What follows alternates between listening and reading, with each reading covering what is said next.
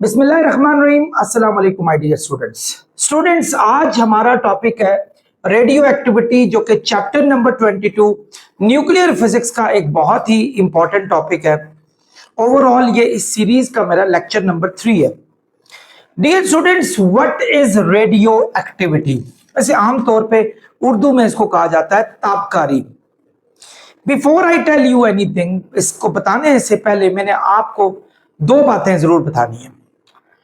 बच्चों, हमारी लाइफ में बहुत सारे हमें जो है एटम्स से गुजरना पड़ता है। इवन हमारी बॉडी पे बहुत सारे एटम्स का एक स्ट्रक्चर है जो कि एक मजबूत तवाना तरीके से खड़ी है।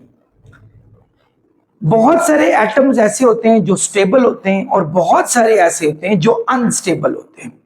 स्टेबल एटम वो होते हैं जो, फर्ज करो अगर मैंने एक ऑक्सीजन का एटम है, वो अगर मैंने एक जगह पे रखा है और मुझे 5 दिन बाद भी वो ऑक्सीजन का एटम ही मिलता है, तो it means it is a stable atom.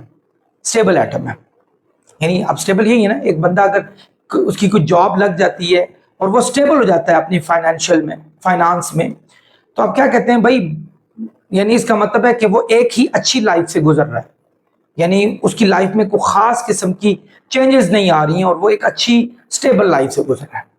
जबकि अनस्टेबल बंदे के बारे में आप कहा करते हैं कि भाई इसकी जिंदगी में बहुत सारे जो हैं अप्स एंड डाउन्स आ रहे हैं। This is called instability. तो हमारे एटम्स में भी स्टेबिलिटी और अनस्टेबिलिटी का कॉन्सेप्ट होता है। अगर एक एटम बहुत अरसे बाद भी डिके ना हो और वो बिल्कुल वैसा ही रहे, सो हम ये कहते हैं कि वो एक स्टेबल एटम है। और एक एटम जो कि बार बार अपनी शख्सियत को चेंज कर रहा हो, जैसे यूरेनियम है, यूरेनियम से अगर वो चेंज होके किसी और एटम में, जैसे रेडियम है वो रेडॉन में चेंज हो गया, यानी किसी और एटम में चेंज होना शुरू हो जाए, तो उसको कहा जाता है कि ये एटम ही अनस्टेबल है और इसमें अनस्टेबिलिटी पाई जाती है। ये स्टेबिलिटी और अनस्टेबिलिटी का कॉन्सेप्ट क्यों क्रिएट होता है, मेरा सबसे पहले तो लेक्चर ये होगा, उसके बाद में आपको रेडियो एक्टिविटी के हवाले से थोड़ा सा अच्छा पढ़ाऊंगा। तो बच्चों, हमने क्या पढ़ा कि एक स्टेबल एटम्स होते हैं हमारे पास, ठीक है, और दूसरे कौन से होते हैं हमारे पास? अनस्टेबल एटम्स होते हैं। अनस्टेबल एटम्स होते हैं। स्टेबल एटम्स वो होते हैं जो हमेशा अपनी शेप को एक ही जैसा रखते हैं, and they keep themselves stable, they keep themselves same after a certain time. एक खास टाइम के बाद एक ही जैसे रहते हैं। लेकिन अनस्टेबल वो होते हैं जो बार बार चेंज हो रहे होते हैं। दे कीप ऑन चेंजिंग, जब वो चेंज हो रहे होते हैं, वो एक एटम से दूसरे एटम में शिफ्ट हो रहे होते हैं, और उसके साथ साथ वो एक रेडियो एक्टिविटी भी, उनका प्रोसेस भी उनके साथ जारी होता है। उनको अनस्टेबल कहा जाता है। स्टूडेंट्स, थोड़ा सा मैं इनके हवाले से बताने से पहले मैं पिछला लेक्चर को इसके साथ जो है वो रिलेट करूंगा। आप लोगों को याद हो, मैंने एक आपको बाइंडिंग एनर्जी पर न्यूक्लियॉन पढ़ाई थी, अगर याद हो आप लोगों को। उसमें मैंने एक बात बताई थी कि जैसे जैसे एटॉमिक नंबर इंक्रीज करना शुरू हो जाता है या एटॉमिक मास इंक्रीज करना शुरू हो जाता है, तो अनस्टेबिलिटी बढ़नी शुरू हो जाती है। अब आप दो एटम ले, जैसे एक ऑक्सीजन ले लेते हैं, ऑक्सीजन 16 जिसके एटॉमिक मास हमारे पास 16 है और एटॉमिक नंबर हमारे पास क्या दिया हुआ है? 8 दिया हुआ है। और एक यूरेनियम ले लें 23592।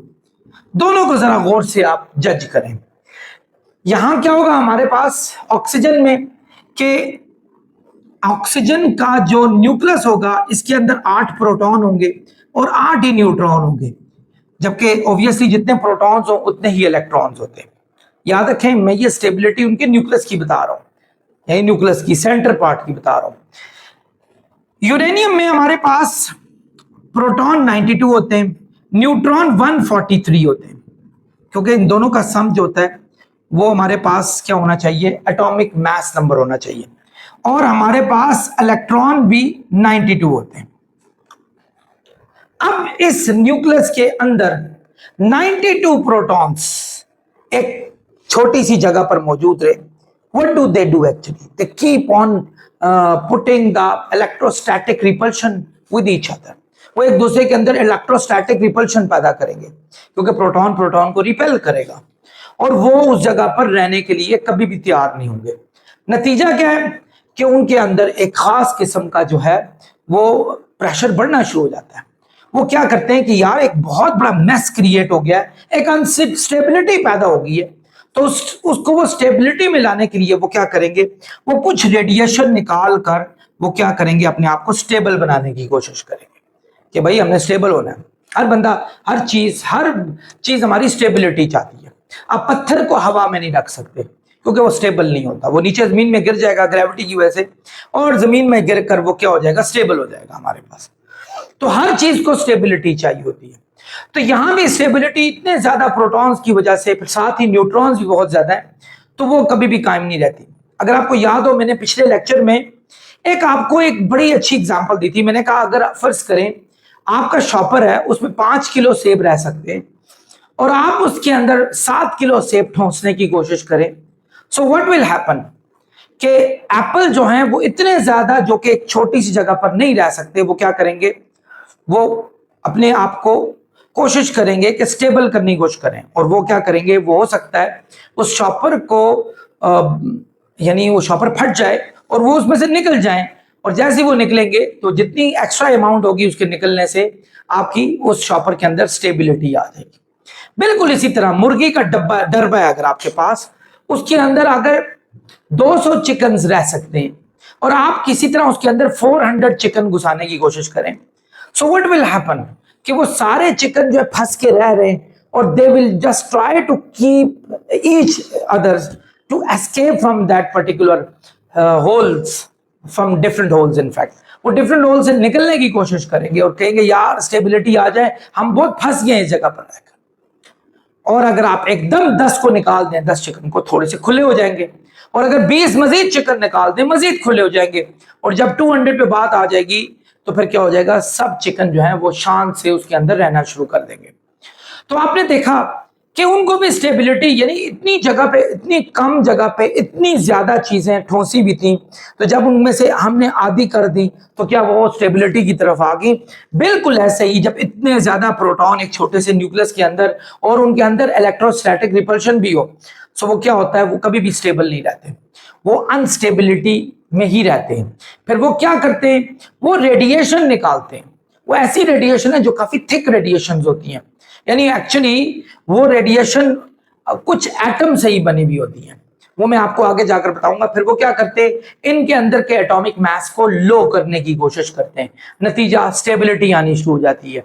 यानी इसकी जो बाइंडिंग एनर्जी है जिसने इसको होल्ड करके रखा हुआ है, वो बाइंडिंग एनर्जी जो है वो फिर मजीद बेहतर होना शुरू हो जाती है। बिल्कुल जैसे शॉपर की एग्जांपल है कि आप जब 5-10 पन्ना सेब निकाल दो तो शॉपर इजी हो जाता है। अब आप आराम से जितने भी एप्पल्स हैं उनको इजीली कैरी करके ले जा सकते हैं। तो बच्चों बिल्कुल यही एग्जांपल हमारे पास यूरेनियम के लिए, यही एग्जांपल हमारे पास ऑक्सीजन के लिए। ऑक्सीजन के लिए जो उसकी बाइंडिंग एनर्जी थी that was enough to hold proton and neutrons, so proton और न्यूट्रॉन नहीं निकल रहे। आप लोगों को याद हो मैंने आयरन के हवाले से कहा था कि आयरन 56 जो है वो एक सबसे स्टेबल हमारे पास एटम है। क्यों? क्योंकि उसकी बाइंडिंग एनर्जी पर न्यूक्लियॉन सबसे ज्यादा होती है, यानी समझ लो डबल शॉपर उसके ऊपर चढ़ा हुआ है, और उसके प्रोटॉन न्यूट्रॉन जो है वो मजे से इतनी बड़ी स्ट्रॉन्ग बाइंडिंग एनर्जी के अंदर रह रहे होते हैं। तो नतीजा क्या हुआ कि वो कभी भी एस्केप आउट नहीं होते। तो दुनिया में सबसे ज्यादा स्टेबल एटम जो है हमारे पास आयरन होता है, इसी रीजन की वजह से। आई होप आप लोगों को ये तमाम बातें रेडियो एक्टिविटी के हवाले से समझ आ रही होंगी। सो बच्चों रेडियो एक्टिविटी की रीजन क्या होती है, अनस्टेबिलिटी। और अनस्टेबिलिटी की रीजन होती है कि आपकी बाइंडिंग एनर्जी पर न्यूक्लियॉन इनफ ना हो, यानी बहुत कम हो, और आपके पास जो एटम है वो उनको होल्ड ना कर सके, पार्टिकल्स को होल्ड ना कर सके। तो नतीजा वो अपने आप को, रेडिएशन को निकाल कर अपने आप को थोड़ा इजी करने की कोशिश करते हैं, और नतीजा वो स्टेबिलिटी की तरफ आने की कोशिश करते हैं।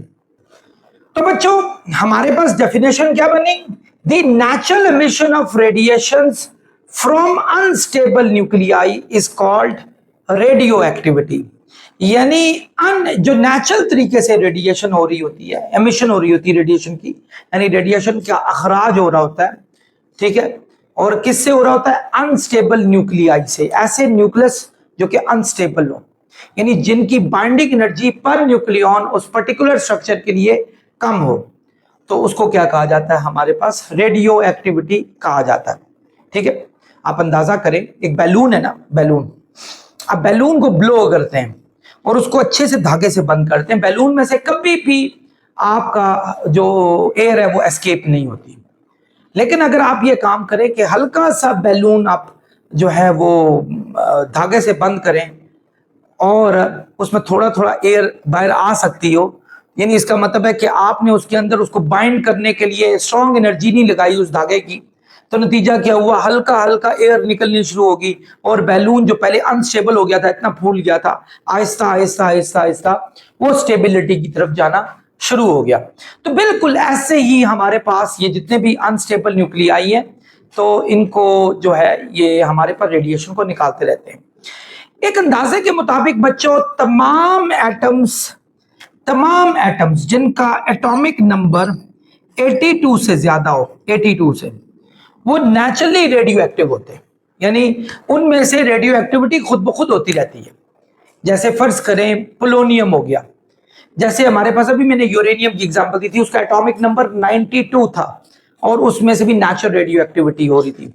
इसी तरह आप ले लें रेडियम, मैरी क्यूरी का डिस्कवर किया हुआ पार्टिकल है। पोलोनियम भी मैंने जो बताया था, ये भी मैरी क्यूरी ने डिस्कवर किया था, तो वो भी हमारे पास उसका एटॉमिक नंबर 82 से ज्यादा, आई गेस 88, वो उसमें से भी नेचुरल रेडियो एक्टिविटी आपकी होती रहती है। सी बोर्गियम हो गया, उसमें से भी होती है। आइंस्टीनियम हो गया, इसी तरह आप प्लूटोनियम हो गया, नेपच्यूनियम हो गया, ये सारे के सारे ऐसे पार्टिकल हैं जिनके एटॉमिक नंबर, लॉरेंसियम हो गया, इनके एटॉमिक नंबर 82 से ज्यादा है। So what will they do, they keep on just radiating themselves in order to just convert from instability to stability, वो स्टेबिलिटी की तरफ जाने की कोशिश करते हैं, तो अपने आप को स्टेबल बनाते हैं। सो आई होप स्टूडेंट्स ये बातें आपको जो है एक छोटा सा ओवरव्यू इसका समझ आ गया होगा।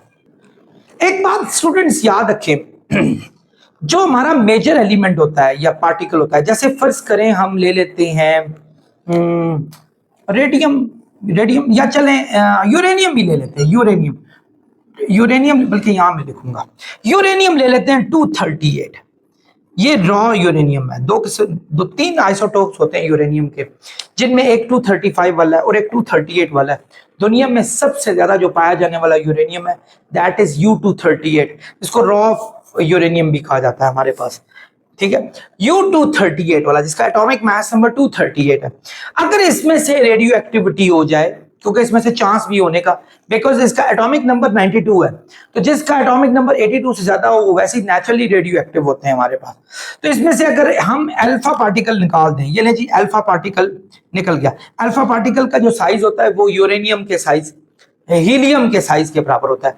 अभी मैं आपको आगे जाकर बताऊंगा, ये सिंपल बता रहा हूं।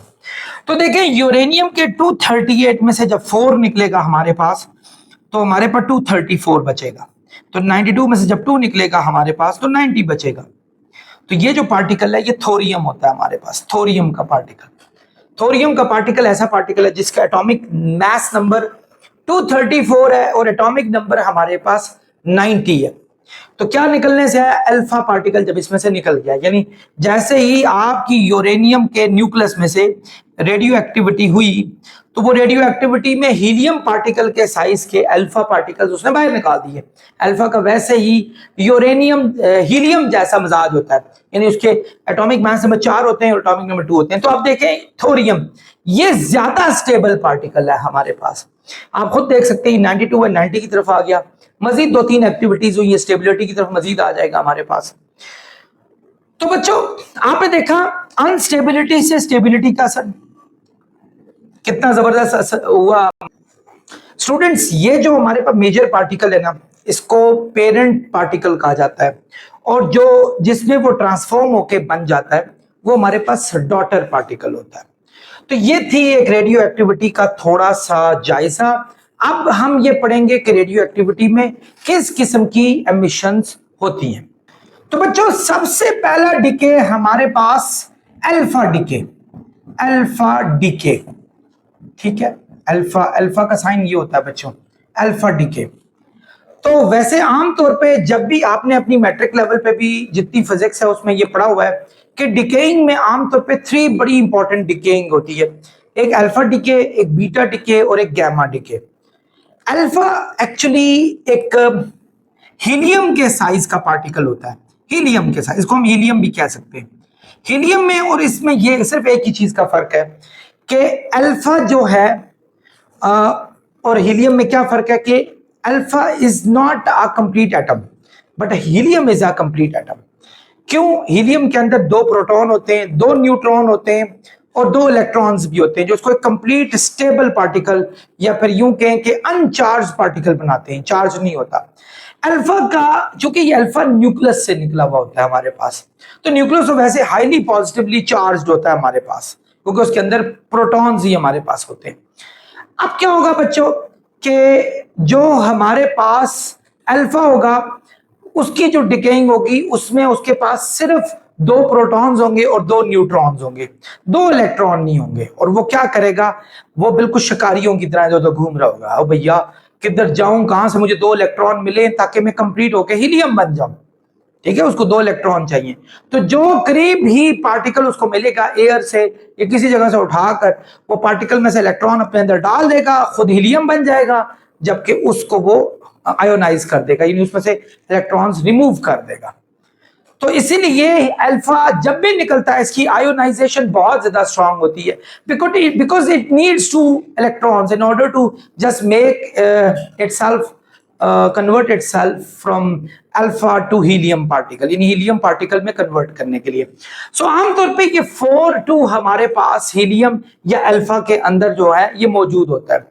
तो किसी भी पार्टिकल में से फर्ज करें अगर एक्स पार्टिकल जिसका एटॉमिक मास नंबर ए है और एटॉमिक नंबर हमारे पास जी है, उसमें से अगर आप अल्फा पार्टिकल माइनस कर दें, यानी इसमें से अल्फा निकाल दें, तो जो बाकी बच जाएगा वो वाई पार्टिकल बनेगा। और वाई के एटॉमिक मास में से 4 कम हो गए क्योंकि ये अल्फा निकल चुका है, और एटॉमिक नंबर में से हमारे पास 2 कम हो गए क्योंकि ये देखें 2 इसका एटॉमिक नंबर है।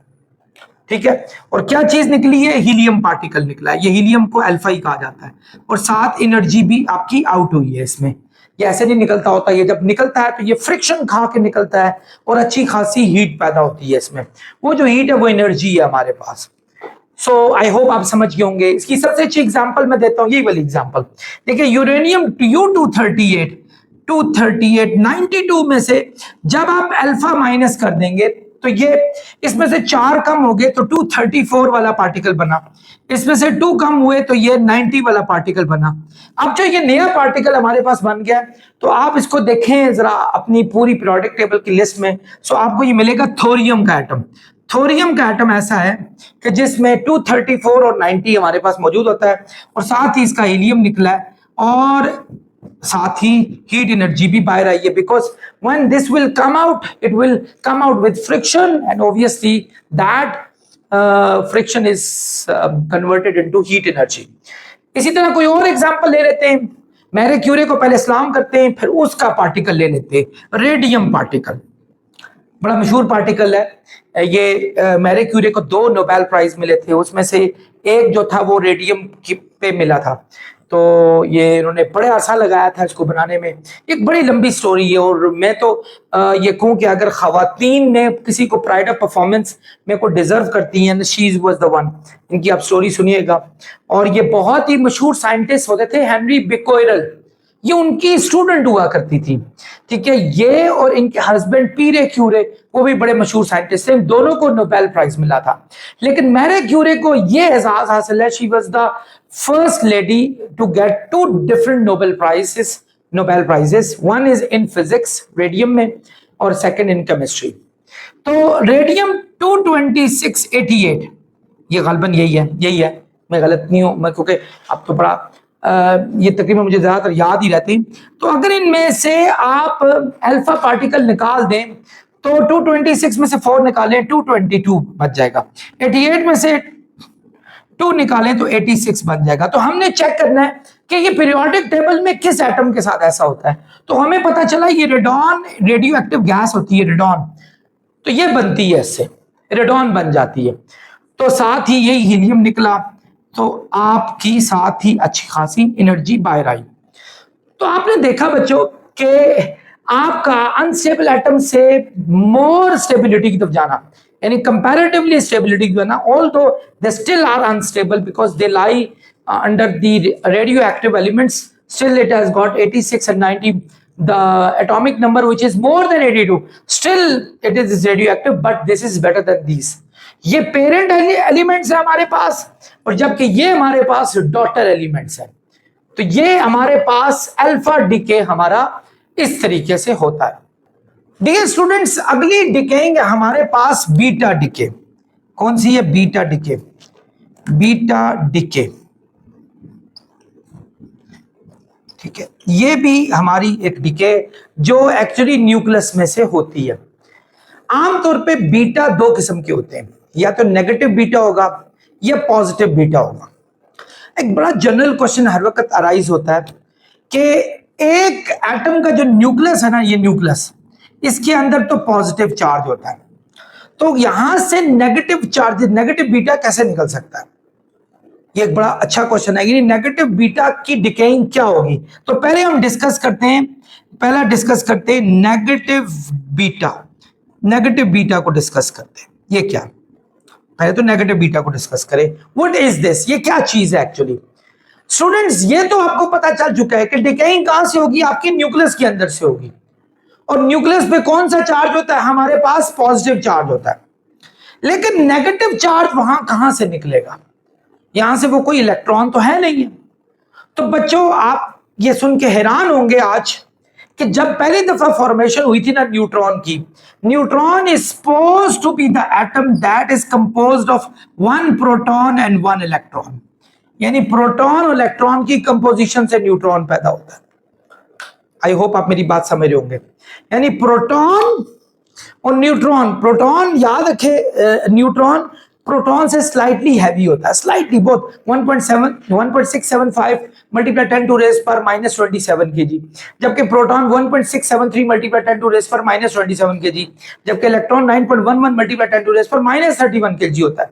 और अगर इसको एटॉमिक मास यूनिट में कहा जाए तो न्यूट्रॉन हमारे पास 1.008665 U होता है, जबकि प्रोटॉन 1.007372 U होता है, और जबकि इलेक्ट्रॉन जो है वो 0.000556 U होता है, या 549 U होता है। आपकी बुक में 549 मेरे ख्याल में लिखा हुआ है ये। सो अगर मैं वो न्यूट्रॉन इलेक्ट्रॉन को उस प्रोटॉन में ऐड कर दूं, उनके एटॉमिक नंबर, उनके जो उनका मास है, तो आपका न्यूट्रॉन का मास बन जाता है।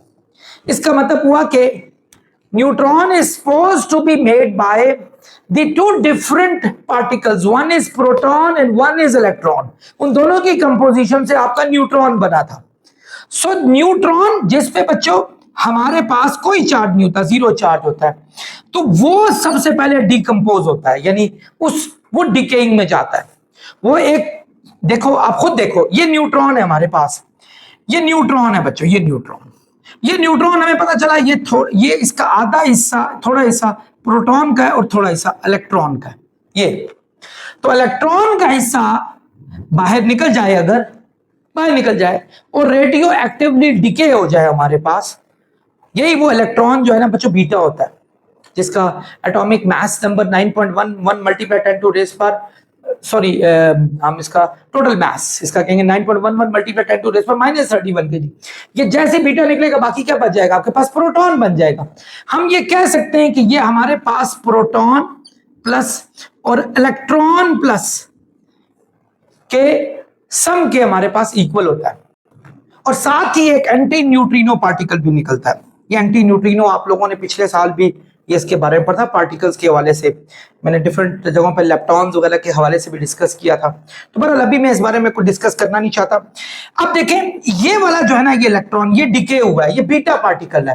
इलेक्ट्रॉन को अगर देखा जाए ना, इलेक्ट्रॉन में एटॉमिक मास कोई नहीं होता, एटॉमिक नंबर -1 का होता है, क्योंकि इसका नेगेटिव चार्ज होता है। सो हम इसको लिख सकते हैं कि ये हमारे पास प्रोटॉन और बीटा हमारे पास 0 -1, और ये हमारे पास एंटी न्यूट्रिनो पार्टिकल इसमें आ गया। बीटा डिके में हमारे पास ये होता है। ये भी बीटा डिके कौन सी हुई हमारे पास? नेगेटिव बीटा की हुई। यानी एक्चुअली अगर फर्ज करो अगर किसी पार्टिकल में बीटा डिके होती, जैसे ये पार्टिकल है ए जी एक्स पार्टिकल है जिसका एटॉमिक मास नंबर ए है और एटॉमिक नंबर हमारे पास जी है, और इसमें से अगर बीटा डिके हमारे पास हुई है तो बीटा डिके क्या है हमारे पास 0 -1। तो जब आप इसमें से 0 निकालेंगे, क्योंकि 0 ऊपर है और -1 नीचे, तो ए में से 0 निकालेंगे तो हमारे पास क्या बच जाएगा, जो नया पार्टिकल y है वो a ही बचेगा।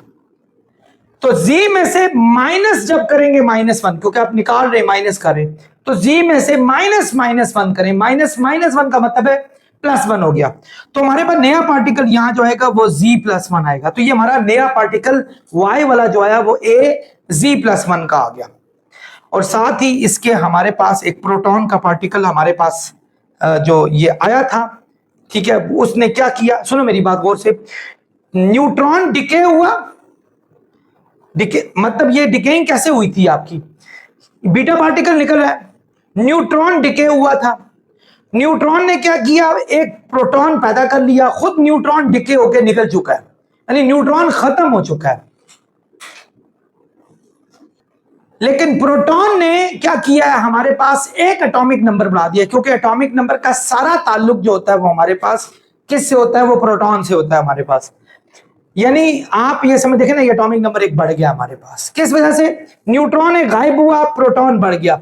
न्यूट्रॉन के गायब होने से एटॉमिक मास में कोई फर्क नहीं पड़ा, वजह यह है क्योंकि न्यूट्रॉन खत्म हुआ तो प्रोटॉन आ गया। Atomic mass number actually neutron और प्रोटॉन का सम होता है, तो अगर न्यूट्रॉन खत्म हुआ प्रोटॉन पैदा हुआ तो इसका मतलब है एक पार्टिकल निकला, दूसरा पार्टिकल ऐड हो गया, जो एटॉमिक मास में कोई फर्क नहीं हुआ, लेकिन एटॉमिक नंबर बढ़ गया।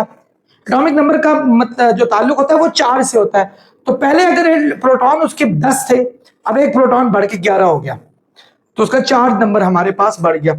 और साथ ही हमारे पास जो ये हमारे पास निकला, ये बीटा पार्टिकल हमारे पास निकलने से ऐसा हुआ, और साथ ही हीट, और साथ ही ये न्यूट्रिनो पार्टिकल भी आप यहां लिख ले, एंटी न्यूट्रिनो, ये भी हमारे पास इसकी एस्केप हुई है। इसकी सबसे अच्छी एग्जांपल देते हैं, जैसे कार्बन 14 है, कार्बन 14 एक जो है ना अनस्टेबल पार्टिकल होता है, क्योंकि एक्चुअल कार्बन जो है वो 12 वाला है, जो कि एक्चुअली हमारे पास स्टेबल पार्टिकल है। जब इसकी डिकेइंग होती है तो जब बीटा पार्टिकल इसमें से निकलेगा तो जो नया बनेगा वो 14 ही रहेगा, लेकिन एक हमारे पास एटॉमिक नंबर बढ़ जाएगा। तो भाई 14 और 8 वाला कौन सा होता है, नाइट्रोजन होता है, तो नया पार्टिकल नाइट्रोजन हमारे पास आ गया, साथ ही ये बीटा की जो डिके हुई थी ये हमारे पास हुई। तो ये सारा इसकी एक एग्जांपल मैंने पेश की। तो बच्चों ये था हमारे पास नेगेटिव बीटा जब हमारे पास प्रोड्यूस होता है। आते हैं पॉजिटिव बीटा की तरफ। याद रखें, जैसा मैंने आपको ये बात बताई कि जो हमारा न्यूट्रॉन है that is a sum of proton and electron. अगर मैं यहां पहले लिख लेता हूं, ये नंबर 2 हमारे पास था,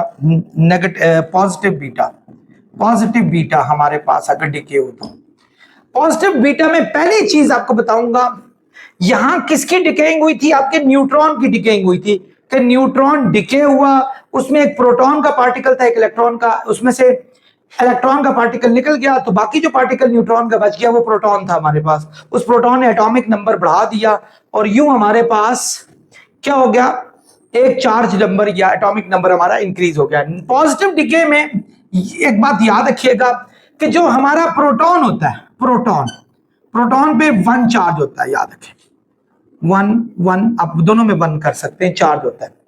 it's supposed to have 1 neutron जो कि 1 0 होता है, एंड 1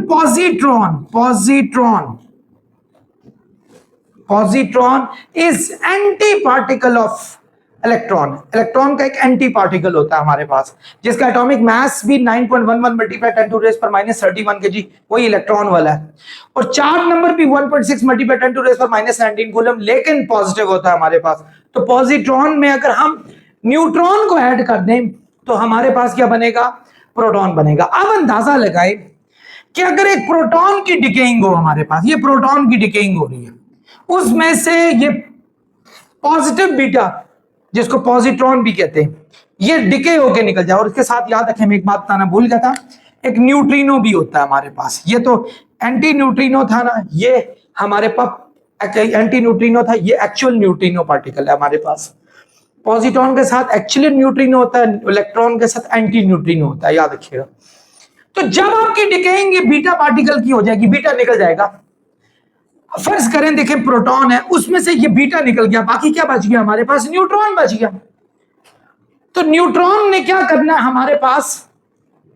न्यूट्रॉन ने क्या करना है, यानी देखें हमारे पास बीटा जो है वो क्या हो चुका है, यहां से निकल चुका है। उसने चार्ज नंबर को कम कर देना है, क्योंकि चार्ज नंबर प्रोटॉन की वजह से बड़ा था, प्रोटॉन तो खत्म हो गया। प्रोटॉन कन्वर्ट किस में हो गया हमारे पास? न्यूट्रॉन में, क्योंकि बीटा बीच में से निकल गया हमारे पास। तो न्यूट्रॉन क्या करेगा? एटॉमिक मास में तो कोई चेंजेस नहीं आएगी, क्योंकि एटॉमिक मास प्रोटॉन न्यूट्रॉन दोनों की वजह से था। मेरी बात समझ रहे होंगे? यानी जितने प्रोटॉन थे वो एक प्रोटॉन कन्वर्ट होकर न्यूट्रॉन में चला गया, एटॉमिक मास में कोई फर्क नहीं पड़ा, लेकिन चार्ज एक कम हो गया, क्योंकि चार्ज जो प्रोटॉन का था ना वो हमारे पास बीटा पॉजिटिव की शक्ल में बाहर निकल चुका है, तो चार्ज हमारे पास एक कम हो जाएगा। यानी अगर एक्स एटम हमारे पास AZ है, अगर उसमें से हम ये 0+1 निकाल दें तो हमारे पास AZ-1 बच जाएगा, इसके निकलने से ये बच जाएगा। यानी नया पार्टिकल हमें, हमारे पास जो एटॉमिक नंबर है वो एक क्या हो जाएगा हमारे पास? शॉर्ट हो जाएगा। जैसे इसकी एग्जांपल कार्बन 10 का पार्टिकल है, ये भी एक 10 और 6, जिसके एटॉमिक नंबर हमारे पास 6 होते हैं, एटॉमिक मास 10 होता है। जब इसमें से यही बीटा की डिकेइंग होगी, 10 में से 0 गया तो जो नया पार्टिकल आएगा वो 10 वाला ही होगा। 6 में से 1 गया, ये वाला 1, तो एक माइनस हो जाएगा, 5 आ जाएगा। तो ये हमारे पास बोरोन का पार्टिकल होता है। तो ये कब हुआ था हमारे पास? जब बीटा पॉजिटिव डिकेइंग हमारे पास हुई थी, और साथ ही न्यूट्रिनो। आप खुद देखें, ये कार्बन 10 है, 10 एटॉमिक मास है, 6 इसके प्रोटॉन है, 6 प्रोटॉन, जबकि 6 इलेक्ट्रॉन भी होंगे, और इन दोनों को माइनस करें 4 न्यूट्रॉन है। तो जब एक इसकी डिकेइंग हुई, ये चीज आई हमारे पास। अब देखें 5 प्रोटॉन रह गए, पहले 6 थे, लेकिन 10 में से 5 माइनस करें तो 5 न्यूट्रॉन हो गए, जबकि 10 में से 6 माइनस करें 4 न्यूट्रॉन उसके पहले थे। तो बच्चों ये हमारे पास बीटा डिकेइंग का एक छोटा सा जायजा था, आप इसको देख सकते हैं। स्टूडेंट्स, गैमा डिके क्या होती है? गैमा डिके, गैमा एक्चुअली एक रेडियो इलेक्ट्रोमैग्नेटिक रेडिएशन है।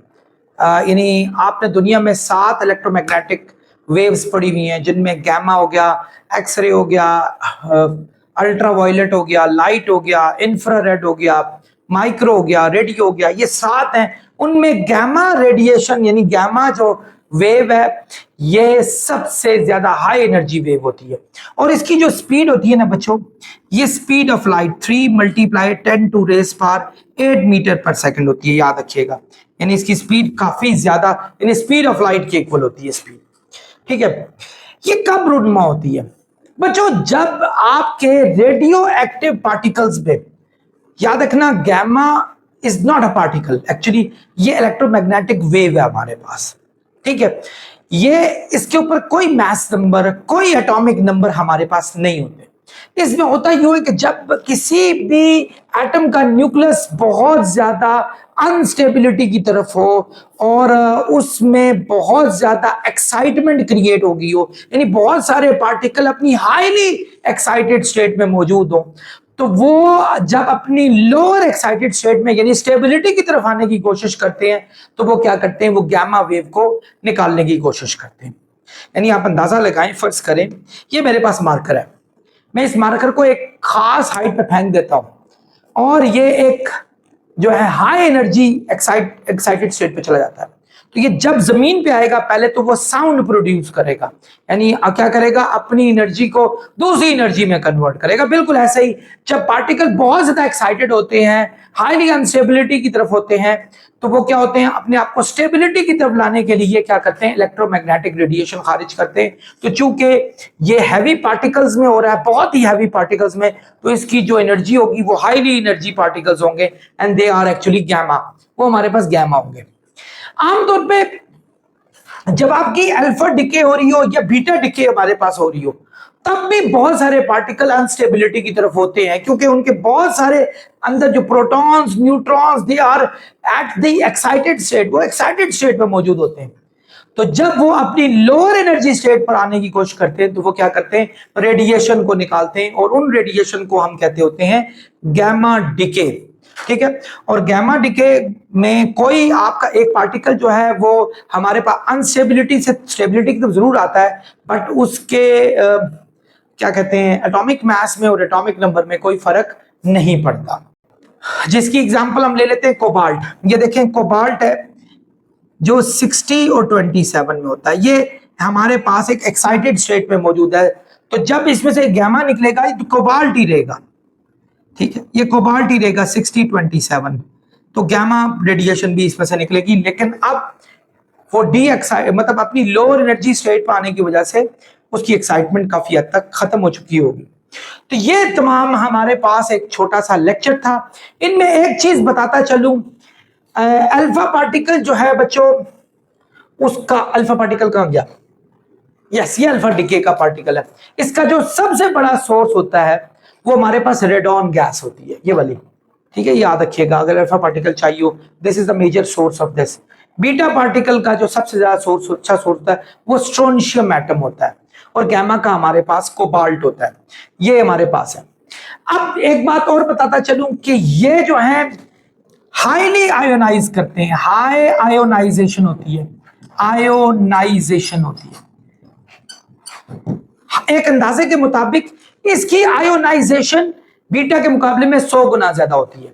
यानी अगर एक गैस के पार्टिकल आपने बहुत सारे रखे हुए ना, बहुत सारे गैस के पार्टिकल रखे, वहां आपकी अल्फा डिकेइंग हो रही है, तो अगर अल्फा डिकेइंग 10,000 हुई, मतलब 10,000 डिके कर ली उसने पार्टिकल, I'm sorry 10,000 हमारे आयोनाइज कर दिए पार्टिकल, तो बीटा सिर्फ 100 आयोनाइज करेगा उसके मुकाबले में। इसकी रीजन ये कि अल्फा खुद पार्टिकल जो होता है, ये हीलियम का वो पार्टिकल है जिसके बारे में कहा था कि इसको 2 इलेक्ट्रॉन हर वक्त जरूरत होते हैं। तो ये क्या करता है, दूसरों से 2 इलेक्ट्रॉन लेके अपने आप को स्टेबल करके उनको आयोनाइज कर देता है। इनकी आयोनाइजेशन बहुत ज्यादा हाई होती है, जबकि इनकी पेनिट्रेशन वेरी लो होती है, लोएस्ट पेनिट्रेशन होती है। पेनिट्रेशन, इनकी पेनिट्रेशन बहुत कम होती है, ये किसी भी कागज में से भी नहीं निकल सकता। रीजन ये, जब एक तो ये काफी थिक होता है तो हीलियम का है, तो दूसरा ये जब निकल रहा होता है ना, तो ये इतनी देर में बहुत सारों को आयोनाइज करके खुद स्टेबल हो चुका होता है, तो ये निकलना पसंद ही नहीं करता है, गैस के पार्टिकल को आयोनाइज कर देता है फौरन। तो ये इसकी हाई आयोनाइजेशन होने की वजह से ये आराम से पेनिट्रेट किसी कागज में से भी नहीं कर सकता। बीटा की मॉडरेट आयोनाइजेशन होती है, मॉडरेट आयोनाइजेशन, यहां मैं लिख रहा हूं मॉडरेट आयोनाइजेशन। मॉडरेट का मतलब है कि इससे ज्यादा, किससे, इससे ज्यादा, और मॉडरेट ही पेनिट्रेशन होती है, यानी इससे ज्यादा लेकिन इससे कम।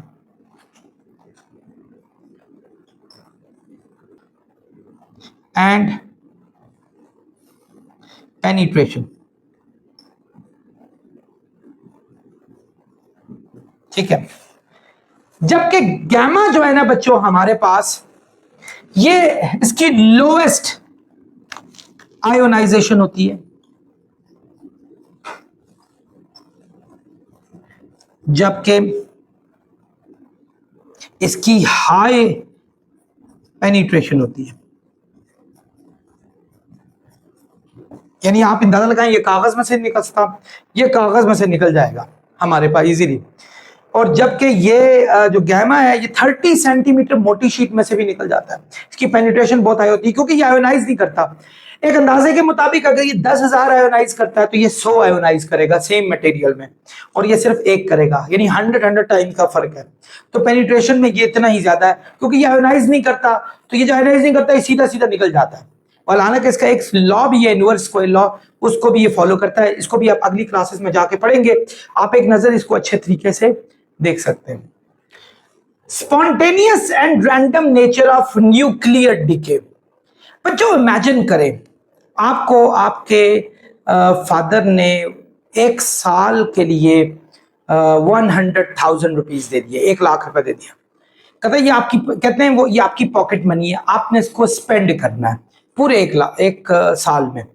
आप क्या करते हैं, पहले साल आप 1000, पहले महीने आप 1000 रुपीज खर्च करते हैं।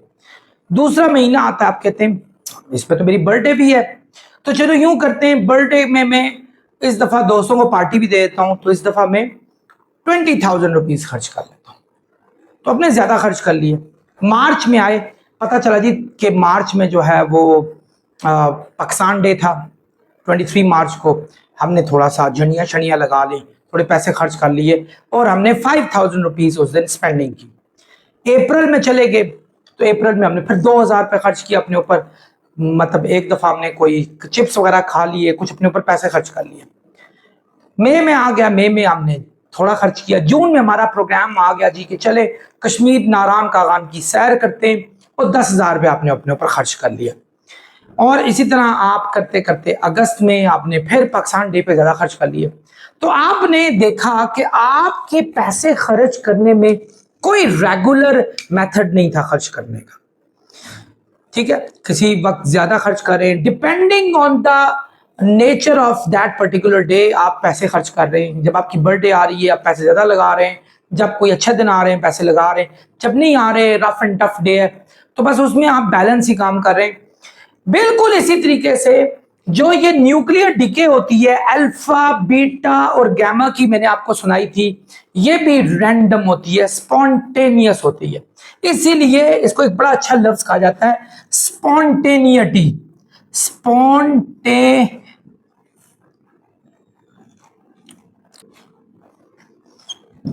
स्पॉन्टेनियटी इसको नेचर को कहा जाता है। स्पॉन्टेनियटी कहते हैं खुद ब खुद हो जाना, यानी खुद ब खुद हो जाती है। आज यूरेनियम 235 का दिल कर रहा था, 238 का, कि U-238 आपको एक बात बताऊं, ये 4.5 अरब साल इसकी हाफ लाइफ होती है। हाफ लाइफ में आगे जाके बताऊंगा। हाफ लाइफ का इतना मतलब समझ लें कि अगर फर्ज करो यूरेनियम के 100 पार्टिकल्स मौजूद है ना, तो उसके 50 पार्टिकल्स डिके होने में 4.5 अरब साल लग जाएंगे। इसी तरह मैं कार्बन का बता रहा था आपको, ये ठीक है, ये हमारे पास कितना, इसके 5730 डेज में आधे पार्टिकल डिके हो जाते हैं।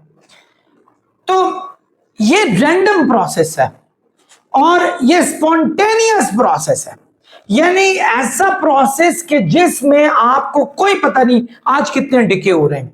यानी आज फर्ज करें कि उसका दिल चाह रहा है 100 पार्टिकल डिके हो गए, कल एक भी डिके नहीं हुआ, 5 दिन कुछ भी नहीं हुआ, छठे दिन जाके सिर्फ एक डिके हुआ, 7वें दिन जाके 5000 डिके हो गए। सो ये हमारे पास एक्चुअली कैसे डिके हो रहा होता है, ये खुद ब खुद ही डिके हो रहा होता है, इसका कोई नहीं है एक्सटर्नल एटमॉस्फेयर, इस पे कोई किसी किस्म का एक्ट नहीं करता, ये खुद ब खुद ही डिकेइंग प्रोसेस इसका चलता रहता है।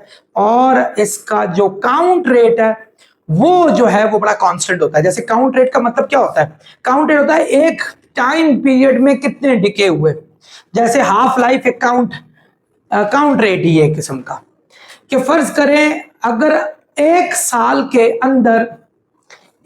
के अंदर अगर हमारे पास जो डिके हुए हैं वो 1/4 पार्टिकल हुआ है, यानी पूरे पार्टिकल का चौथा हिस्सा हुआ है, तो अगले एक साल में भी 1/4 ही हमारे पास होगा। लेकिन उनकी रेडिएशन का जो मेथड है वो स्पॉन्टेनियस है, यानी ये नहीं है कि आज हर दिन 10 हो रहे हो, 20 हो रहे हो, किसी दिन 10 होंगे, किसी दिन 50 होंगे, किसी दिन 100 होंगे। सो बच्चों इसके बारे में आप कभी भी गैस नहीं कर सकते। हाँ, इनकी हाफ लाइफ जो है वो कांस्टेंट होती है, वो बहुत सारे मेथड से फाइंड आउट की गई है। इस जो ये प्रोसेस है इसको नोट करने के लिए आमतौर पे 3 बड़ी मशीनें मशहूर भी हैं, जिनमें एक बड़ी मशहूर जो डिवाइस होती है जिसको गीगर मुल्लर काउंटर कहते होते हैं, गीगर मुल्लर काउंटर। तो एक विल्सन क्लाउड चैम्बर भी बड़ी मशहूर है, और एक और भी एक डिवाइस है। 3 डिवाइसेस बड़ी मशहूर है हमारे पास। सॉलिड स्टेट डिटेक्टर नहीं, मुझे गालबन कोई ऐसे ही कोई नाम था, तो वो मेरे माइंड से मिस हो रहा है। तो ये 3 डिफरेंट डिवाइसेस हैं जो इनके डिके को चेक भी कर सकती हैं और रेडियो एक्टिविटी को फील भी कर सकती हैं। तो आई होप स्टूडेंट्स आपने ये सारे लेक्चर को अच्छे तरीके से समझा होगा। अपना बहुत ख्याल रखिएगा, लाजमी कमेंट करें और मुझे इसके बारे में बताएं। अस्सलाम वालेकुम।